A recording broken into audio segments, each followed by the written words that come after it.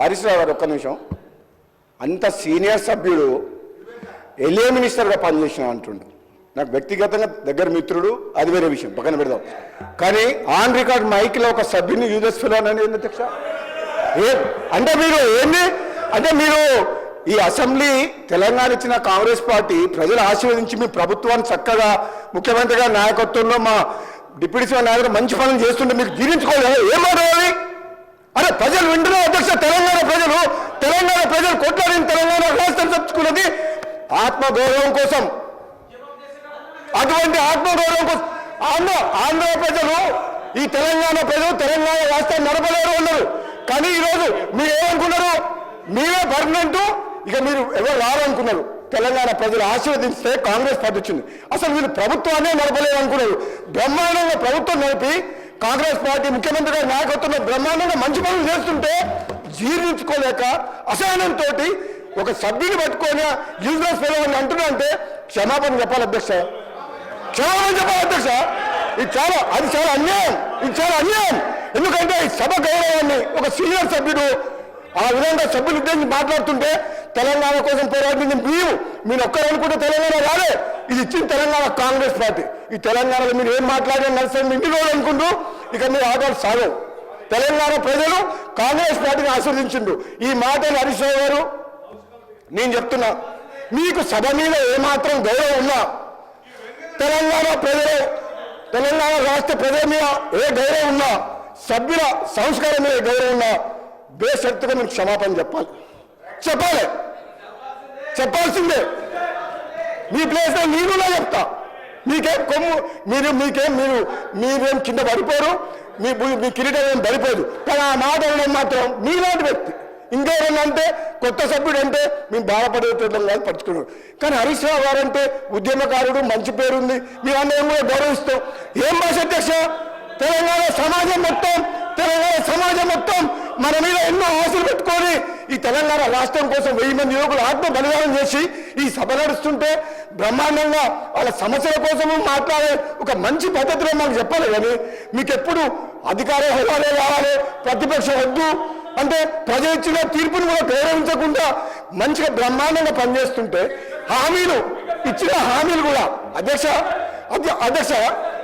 గౌరవ ముఖ్యమంత్రి గారు రేవంత్ రెడ్డి గారి నాయకత్వంలో ఈరోజు ఇచ్చిన హామీలు కూడా ఒకరి తర్వాత ఒకటి అంటే ఉచిత బస్సు ఇవ్వడం తప్ప, రైతులకు రుణమాఫీ చేయడం తప్ప, కరెంట్ ఇవ్వడం తప్ప, మన బడి పిల్లలకు మెస్సార్టీ పెంచడం తప్ప ఇన్ని మంచి పనులు చేస్తుంటే వీళ్ళ కడుపుల మంట జీర్ణించుకోలేక ఈ విధంగా మాట్లాడుతున్నారు. ఇది అన్యాయం అధ్యక్ష. ఇది క్షమించడం చేయడం. నేను చెప్తున్నా, మీరు ప్రతిపక్ష హోదా కూడా కోల్పోతారు. మర్యాదగా మాట్లాడకపోతే కనీసం మాకు ప్రతిపక్షం లేకుండా ప్రజాస్వామ్యాన్ని కూలి చేసిన వ్యక్తులు వీళ్ళు మాకు దొంగనే అంటే ఎవరు దొంగ? మీరు అప్పులు చేసిండ్రు, అనవసరంగా అప్పులు చేసిండ్రు. మంచితనానికి అవసరం కోసం నిజంగా అవసరం ఉంటే అప్పు చేయాలి. ఒక హైదరాబాద్తో కూడిన తెలంగాణ కాంగ్రెస్ పార్టీ సోనియా గాంధీ ఇస్తే ఇది అప్పులు ఇచ్చే రాష్ట్రం. ఒక అధ్యక్ష ఒక నిమిషం.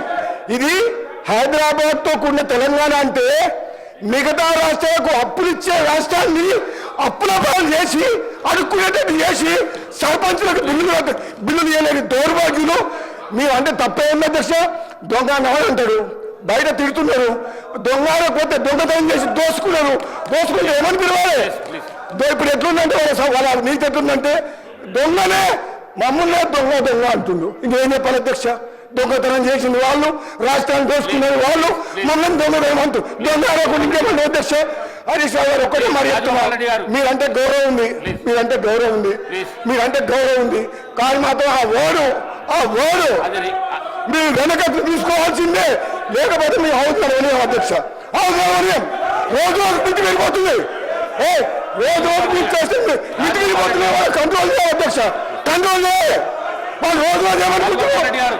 మేము భయపడతాం అనుకుంటున్నా? మేము భయపడతావా? ఏంటి అధ్యక్ష? రోజు వాళ్ళ భాష ఉంది అధ్యక్ష. వాళ్ళ భాష ఉంది అధ్యక్ష. రికార్డులకు వెళ్ళి తొలగించడం అయినది. కూర్చోండి.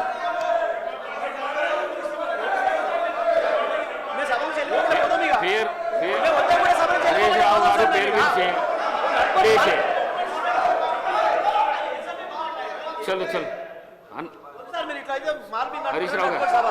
అందరూ వెళ్ళిపోతాం ఇక. సార్ అనవసరం మేము ఈ సభలో నేను మాట్లాడతాం ఇక. గౌరవ శాసనసభ వ్యవహారాల మంత్రి గారిని అడుగుతున్నా. ఆయన ఇలా మైక్లో దొంగ అని 5 సార్లు మాట్లాడిండు. Is it permissible? అది రికార్డ్ నుంచి తొలగిస్తారా?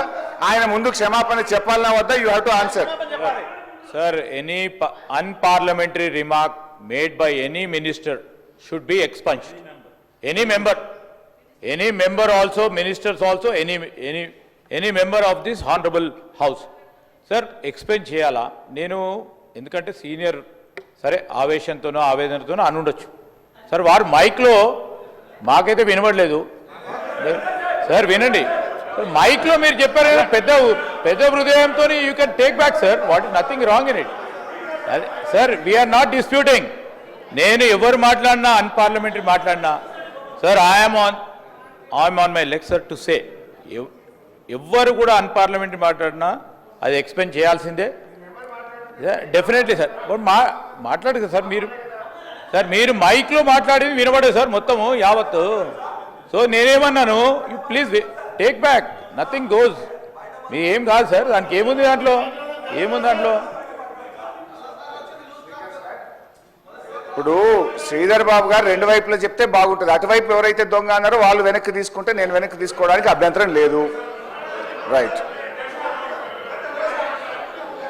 సార్. అయితే అధ్యక్ష let's go to the subject. అధ్యక్ష నేను మీతో కోరేది ఒక్కటే అధ్యక్ష, దయచేసి కొద్దిసేపు సబ్జెక్ట్ మీద మాట్లాడాలనుకున్నా బట్టి గారేమో బయటకు పోయారు.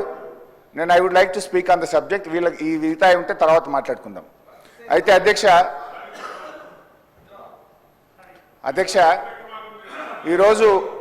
ఈరోజు గౌరవనీయులు బట్టి విక్రమార్క గారు సభలో మాట్లాడుతూ అన్నీ కూడా పచ్చి అబద్ధాలను, గోబల్స్ను, ఎన్నికల ప్రచారంలో ప్రతిపక్షంలో ఉన్నప్పుడు ఏ రకమైన మాటలు చెప్పారో ఈ సభలో కూడా అదే చెప్పారు. నేను I want to prove all those things.